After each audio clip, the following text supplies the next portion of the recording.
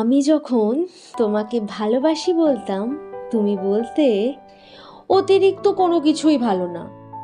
তাই আমি অতিরিক্ত ভালোবাসি বলাটা বন্ধ করে দিলাম। আমি যখন একটু সময় চাইতাম তোমার থেকে, তুমি বলতে সব সময় কথা না বলে সময়ের দাম দিতে শেখো। আমিও চুপ হয়ে গেলাম।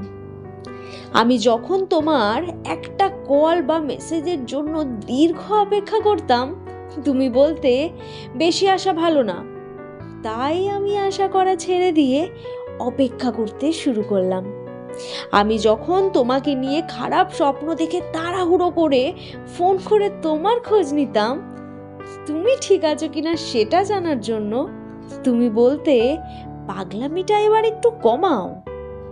তাই সুস্থ মস্তিষ্কের মানুষ হিসাবে গড়ে তুললাম আমি নিজেকে।